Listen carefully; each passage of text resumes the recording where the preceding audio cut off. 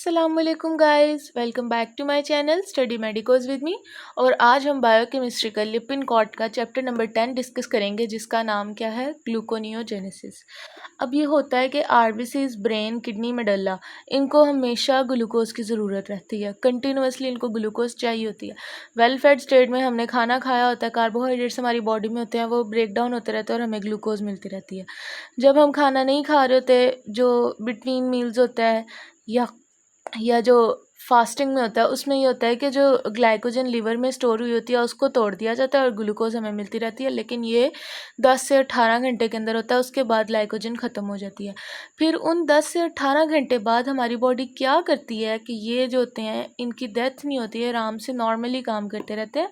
तो अल्लाह ताला ने इसके लिए हमारी बॉडी में एक और मैकेनिज़्म रखा हुआ है ग्लूकोनियोजेनेसिस का, जिसमें जब सारी ग्लूकोज बॉडी से ख़त्म हो जाती है तो फिर नॉन कार्बोहाइड्रेट सोर्स से ग्लूकोज बना ली जाती है। जैसे कि अमाइनो एसिड्स, प्रोटीन्स हैं, अमाइनो एसिड को तोड़ा जाता है, अल्फा कीटो एसिड बनता है और उसको ग्लूकोज में कन्वर्ट कर लेती है बॉडी। न्यूट्रल फैट को तोड़ती है, ग्लिसरॉल बनता है, उसको ग्लूकोज में कन्वर्ट कर लेती है। लैक्टेट को ग्लूकोज में कन्वर्ट किया जाता है या पायरुवेट को ग्लूकोज में कन्वर्ट किया जाता है। अब देखिए, ये हमने साइकिल पढ़ा था, अगर आपको याद हो, ग्लाइकोलिसिस का। अच्छा, एक और बात है कि जिसने ग्लाइकोलिसिस नहीं समझा हुआ, ठीक है, उसको ग्लूकोनियोजेनेसिस कभी भी समझ नहीं आ सकता। इसके लिए आपको ग्लाइकोलिसिस पहले समझना पड़ेगा। और ग्लाइकोलिसिस पे मेरी वीडियोस ऑलरेडी मौजूद हैं, 2 पार्ट्स हैं उसके, वो पहले समझ लें, फिर ग्लूकोनियोजेनेसिस आपको समझ आएगा, वरना नहीं आएगा। अच्छा, ये जो है ये ग्लाइकोलिसिस का साइकिल है, ये जो हमने बनाया था, ठीक है। 10 स्टेप्स होते हैं ना इसमें, 10 स्टेप्स होते हैं इसमें। ग्लूकोज 10 स्टेप से गुजर के एंड पे पायरुवेट में कन्वर्ट होता है, ठीक है। अब हम ऐसा भी तो कर सकते हैं कि जब हमारे पास नहीं है ग्लूकोज, तो हम इस तरह कर लें, पायरुवेट से ये बनाएं, इससे ये बनाएं, इससे ये बनाएं, मतलब साइकिल पूरा उल्टा चला लें, तो ग्लूकोज मिल जाएगा हमें एंड पे। लेकिन ऐसा इतना आसान नहीं है, बिकॉज हमने पढ़ा था कि ग्लाइकोलिसिस में 3 इरिवर्सिबल स्टेप्स होते हैं। एक ये इरिवर्सिबल स्टेप है, एक ये इरिवर्सिबल स्टेप है और एक ये लास्ट वाला इरिवर्सिबल स्टेप है। तो अगर हम इस तरफ जाएं कि हमने पायरुवेट से ये बनाना है ग्लूकोज, तो हमें इन तीनों के लिए कोई अल्टरनेट पाथवे ढूंढना पड़ता है, ठीक है। तो हम इन तीनों का अब अल्टरनेट पाथवे देखेंगे कि फ्रुक्टोज 1,6 तो फ्रुक्टोज 6 में नहीं कन्वर्ट हो सकता, क्योंकि ये क्या है, इरिवर्सिबल है।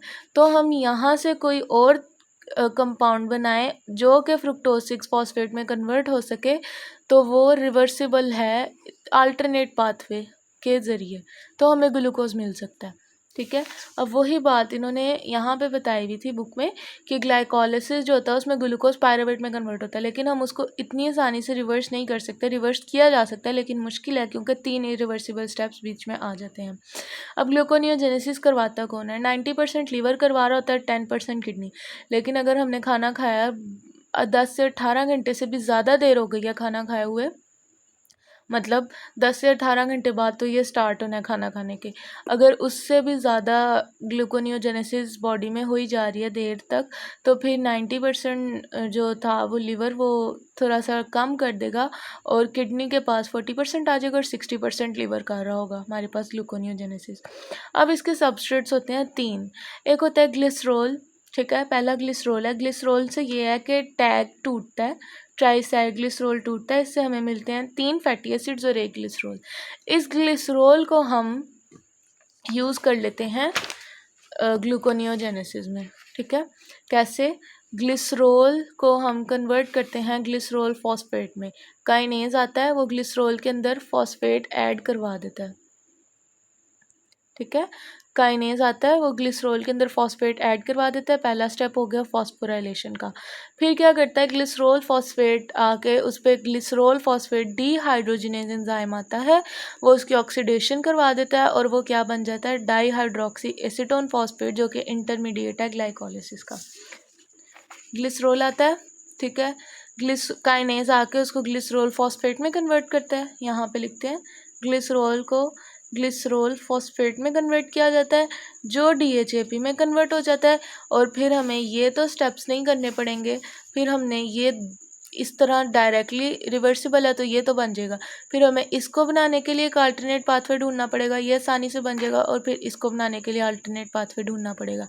तो सबस्ट्रेट क्या था, ग्लिसरॉल, उससे हम यहाँ तक आ गए इसके बीच में जो कि इंटरमीडिएट है ग्लाइकोलिसिस का, और फिर इसको रिवर्स करके ग्लूकोज बना ली जाती है। एक बात इन्होंने यहाँ पे एक और लिखी हुई है कि ग्लिसरॉल काइनेज, ये वाला जो एंजाइम है ना, ये हमें फैट सेल्स में नहीं मिलता, तो ये वाला जो स्टेप है, ये वाला जो प्रोसेस है, ये फैट टिश्यू में यानी एडिपोज टिश्यू में नहीं हो सकता।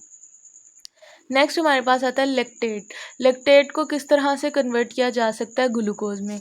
होता ये है कि जो पायरुवेट होता है, जब ऑक्सीजन डेफिशिएंसी होती है ना, तो ये कन्वर्ट हो जाता है लेक्टेट के अंदर, ठीक है। तो लेक्टेट से हम पायरुवेट बना सकते हैं। कैसे, जब ऑक्सीजन की डेफिशिएंसी हुई जिन जगहों पे, वहाँ पे लेक्टेट बन गया, और फिर जहाँ पे लेक्टेट जो है सर्कुलेशन में आया तो वो हार्ट के पास गया, लिवर के पास गया, जहाँ पे ऑक्सीजन की डेफिशिएंसी नहीं थी, तो लेक्टेट को कन्वर्ट कर लिया जाता है पायरुवेट में, ठीक है। फिर एक इस स्टेप में मुश्किल होती है, ये सारा आसानी से हो जाता है इस स्टेप में, और फिर इस स्टेप में ये तीन जो इरिवर्सिबल स्टेप्स हैं, इनके लिए अल्टरनेट पाथवे ढूंढे जाते हैं, और इस तरह से हम लेक्टेट से भी ग्लूकोज बना सकते हैं। अब यहाँ पे भी वही लिखा हुआ है कि जब ऑक्सीजन नहीं होती हमारे पास, तो पायरुवेट लेक्टेट में कन्वर्ट हो जाता है कोरी साइकिल के थ्रू। कोरी साइकिल मैं आपको बताती हूँ आगे कि क्या होता है। लेक्टेट जो होता है वो लिवर में जाता है, और वो दोबारा से ग्लूकोज में कन्वर्ट हो जाता है, ग्लूकोज सर्कुलेशन में चला जाता है। तीसरा जो होता है हमारे पास, वो आता है अमाइनो एसिड से। अमाइनो एसिड से किस तरह, अब हर अमाइनो एसिड जो होता है ना, उसमें ग्लूकोज बनाने की कैपेसिटी नहीं होती। कुछ अमाइनो एसिड्स होते हैं जिनको हम ग्लूकोनियोजेनिक अमाइनो एसिड कहते हैं, जैसे कि एलेनिन। ये एलेनिन जो है, ये टूटता है और ये हमारे पास अल्फा कीटो ग्लूटारेट बना लेता है, जो कि TCA साइकिल का इंटरमीडिएट है। सीरीज ऑफ रिएक्शन चलते हैं और ऑक्सैलो एसीटेट बन जाता है। अब ये कैसे होता है, ये मैं आपको बताती हूँ। क्रेब साइकिल था हमारे पास, सॉरी ये मुझे भी ड्रॉ करना पड़ा। तो इसमें हमारे पास क्या होता है कि क्रेब साइकिल तो आपको आता है ना। क्रेब साइकिल में क्या होता है, पायरुवेट कन्वर्ट होता है एसिटाइल CoA में, एसिटाइल CoA ऑक्सैलो एसीटेट के साथ मिलकर सिट्रेट बनाता है, और साइकिल चल रहा होता है। तो हमने क्या पढ़ा है कि अमाइनो एसिड जो है वो किस में टूट जाता है, अल्फा कीटो एसिड में, अल्फा कीटो ग्लूटारेट में, और ये जो होता है ये किसका, TCA साइकिल का इंटरमीडिएट है। सीरीज ऑफ रिएक्शन होता है, अल्फा कीटो ग्लूटारेट से ये बनता है, फिर सक्सिनेट बनता है, फिर फ्यूमाराइड बनता है, मालेट बनता है, और ऑक्सैलो एसीटेट बनता है। ऑक्सैलो एसीटेट जो है वो डायरेक्टली फॉस्फोइनोल पायरुवेट में कन्वर्ट कर लिया जाता है। फॉस्फोइनोल पायरुवेट कहाँ से आया, ग्लाइकोलिसिस चल रही है, ग्लूकोज से सीरीज ऑफ रिएक्शन चले, ये वाले, ये ग्लूकोज था, ये सारे रिएक्शन हुए, फॉस्फोइनोल पायरुवेट बना, पायरुवेट एसिटाइल CoA में कन्वर्ट हुआ, और एसिटाइल CoA ने आगे से TCA साइकिल चला दी। तो अब ये वाला जो स्टेप था हमारे पास, इरिवर्सिबल स्टेप था ना, तो ऑक्सैलो एसिटेट को पायरुवेट में कन्वर्ट होना ही नहीं पड़ता, वो डायरेक्ट फॉस्फोइनोल पायरुवेट में कन्वर्ट हो जाता है। तो ये एक इरिवर्सिबल स्टेप से तो जान छुटी। फिर इन दो को बस हमें अल्टरनेट पाथवे ढूंढना पड़ता है, और हमें ग्लूकोज मिल जाती है।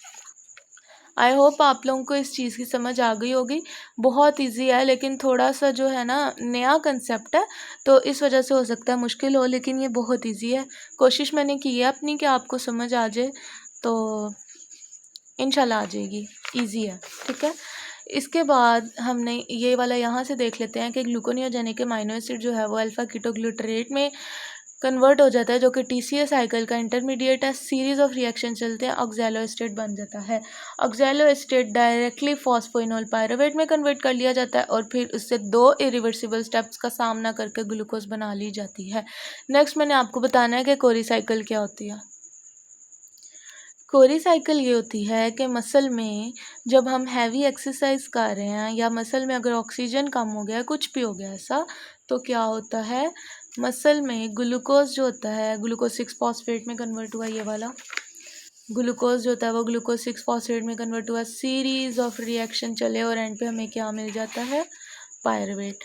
तो वही इन्होंने यहाँ पे बताया हुआ है कि ग्लूकोज से ग्लूकोज 6-फॉस्फेट सीरीज ऑफ रिएक्शन चल के पायरुवेट बन जाता है। अगर ऑक्सीजन की डेफिशिएंसी है, एनारोबिक ग्लाइकोलिसिस है, तो पायरुवेट लैक्टेट में कन्वर्ट हो जाएगा।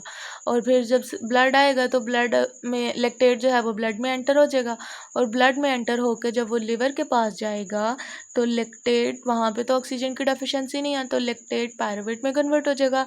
पायरुवेट से सीरीज ऑफ रिएक्शन चलेंगे और ग्लूकोज बन जाएगा, और ग्लूकोज फिर से ब्लड में आ जाएगा। ठीक है, तो ये हो गया कोरी साइकिल। वो ग्लूकोज फिर से जब दोबारा मसल में जाएगा जहाँ पे ऑक्सीजन की डेफिशिएंसी है, वो फिर लैक्टेट में आएगा, और लैक्टेट जब लिवर में आएगा वहाँ पे ऑक्सीजन की डेफिशिएंसी नहीं है, फिर ग्लूकोज बन जाएगा। ये कोरी साइकिल है। ये शॉर्ट क्वेश्चन के लिहाज से बहुत इंपॉर्टेंट है और वाइवा में भी पूछा जाता है। छोटा सा करके बुक पे लिखा हुआ है चैप्टर 11 में ही, ग्लूकोनियोजेनेसिस में, तो बच्चों का इस पर ध्यान भी नहीं जाता। तो ये वाला जो शॉर्ट क्वेश्चन है कोरी साइकिल, ये साइकिल बना के आपने इसी को एक्सप्लेन कर देना है 5 नंबर के हिसाब से, या जितने का भी आपको शॉर्ट क्वेश्चन आता है, तो ये वाला आपका शॉर्ट क्वेश्चन कवर हो जाएगा। अब बाकी का जो ग्लूकोनियोजेनेसिस है, जो हमने उन तीनों इरिवर्सिबल स्टेप्स के लिए अल्टरनेट ढूंढना है, वो हम डिस्कस करेंगे नेक्स्ट वीडियो में।